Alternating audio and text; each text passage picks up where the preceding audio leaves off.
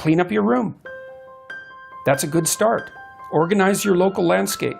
Schedule your time. Start taking control of yourself. See if you can stop saying things you know to be lies.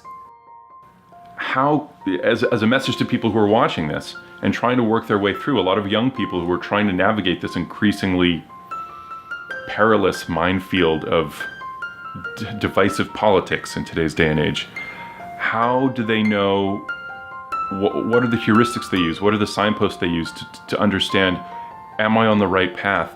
Is what I'm being taught or is what I'm being attracted to politically motivated from a sense of what's actually best for the community that I'm nominally caring for? Well, that requires, you might say, well, that requires careful meditation and prayer.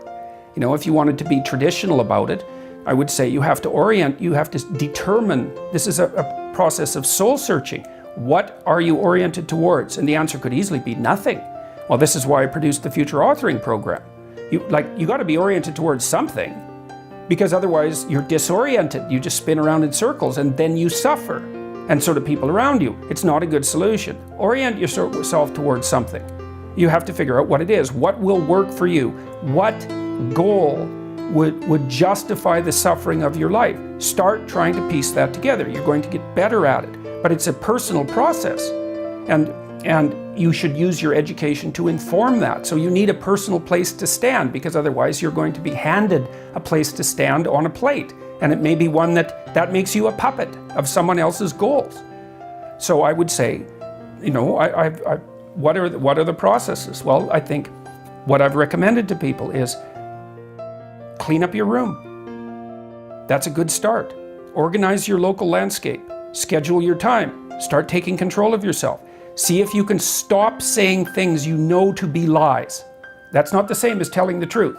You don't get to do that to begin with because you're not good enough at it to even attempt it in some sense.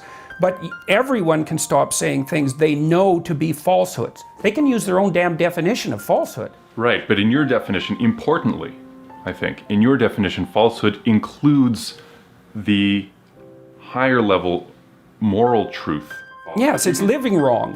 You can say something that is literally true, but of course, like you said earlier, it's a black truth in the sense that at a moral level, you're saying something to cause a social effect that is actually negative. I would say, stop saying things that violate your conscience instead of stop saying things you know to be untrue, because we run into the truth problem. But I would say stop, here's another idea, stop saying and doing things that make you feel weak.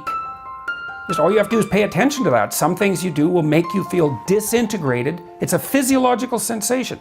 Disintegrated and weak. It's something that Carl Rogers commented on.